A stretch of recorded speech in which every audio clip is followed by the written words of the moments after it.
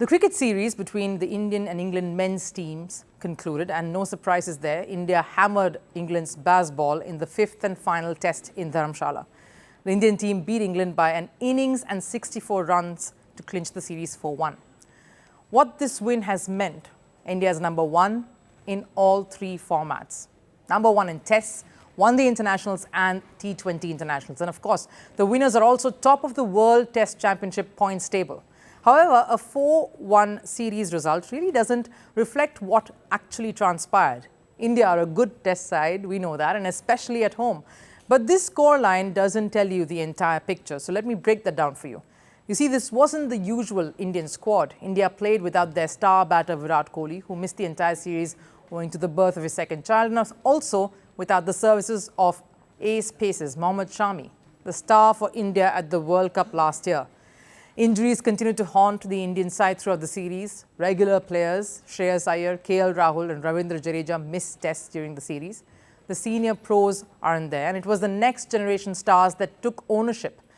Yashasvi Jaiswal, Shubman Gill, Sarfraz Khan, Dhruv Jurel, Kuldeep Yadav, Akash Deep and Devdutt Padikkal, or the bunch that Rohit Sharma calls the guys who wander around in a garden. I'll give you the reference first. After the first test loss, India's effort in the fielding was questioned. Tired of this, Captain Rohit Sharma was heard yelling at his fielders, and it was caught on stump cameras, saying, "Don't wander around in the field like it's a garden. It's a cricket ground after all." And of course, once Rohit schooled the young players, they all seemed to wake up from the slumber and turned things around. They capitalized on every opportunity given to them. In the bowling front, Kuldeep picked 19 wickets in 4 matches, similar to that of Ravindra Jadeja, the more experienced one, and was 5th in the highest wicket-takers list. In the batting department, India didn't feel the void of Virat, Shreyas Iyer, KL Rahul, Rishabh Pant. At the top, it was Yashasvi and Shubman doing the scoring. Shubman, who had a timid start to the series, but then built on it as the series went on. The duo emerged as the top 2 run getters. While Yashasvi scored 712 runs, Gill managed to get somewhere more than 450 to outplay England on all fronts. And yes, Yashasvi even went past Virat Kohli to be on the 3rd spot in an elite list. He's 3rd in the list of most runs in a test series by an Indian, just behind Sunil Gavaskar. The youngsters took charge. They went into the series with a lot of issues, but they made the most of their opportunities and represented Test cricket's motto. So much so that even Captain Rohit Sharma lauded their effort. These guys are maybe short of experience.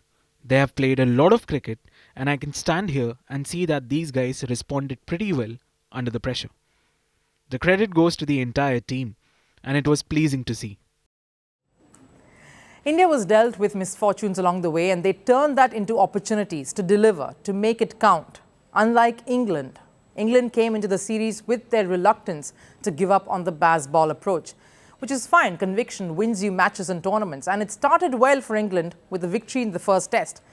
But they really lost their way, and they did that as opposed to youngsters in the remaining 4 matches. And somewhere they probably lost their own instinct, the Bazball instinct, something Baz himself, Brendan McCullum, made a comment on. Sometimes you can get away with things, but when you're exposed in the way we have been in the back end of the series in particular, it does require some pretty deep thinking and some adjustment to make sure we are staying true to what we believe in. If anything, we got more timid as the series went on, and that was because of the pressure that was applied to us by the Indian lineup.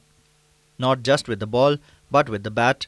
They put us under a tremendous amount of pressure too.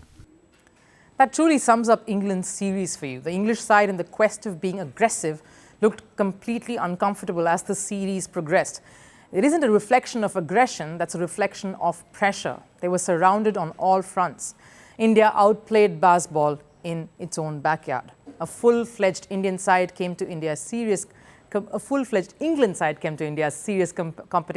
but are leaving the country tattered and rather confused too. What remains for them, of course, is statements, casual remarks like the ones Ben Duckett made, or some banter on the field like Johnny Bairstow taunting Shubman Gill. Like they say, you let your walk match your talk. There is no point in cooking up smart repartees or throwing jibes at the opponent unless you let your bat or the ball do the talking as well. And former England cricketers lashed out at this side for these immature remarks instead of focusing on saving the series and saving some pride too One of the English side's biggest critiques has been Michael Vaughan, and he's been at it from the very start. And he stood vindicated by this very, very humbling loss. I'm not one for old school preparation. With 3 first-class matches at the start of a tour, those days are gone and it's not needed. But surely with 2 long breaks, you need to get some cricket into the outside of the team, so they are ready if required, and to keep those in the 11 on their toes. It also might help players in the team find form. By doing nothing, you get yourself into a catch-22. I do worry it's a backroom team made up of cheerleaders. That's based on what I hear in public. And maybe it's different in the changing room, but players need challenging and questioning at times. He calls them cheerleaders. That's harsh, but here's how I see it. Both these sides were coming in with their own share of misfortunes and opportunities. India faced a few along the way. Ravindra Jadeja getting injured only got Kuldeep Yadav coming in, and he grabbed the opportunity he was given. KL Rahul's injury made Dhruv Jurel stand up and deliver, and one of the most important knocks for the series. India turned misfortunes into opportunities. England came in with an opportunity of overturning history, breaking the trend and the pattern, and yet they managed to turn that into a pile of misfortune.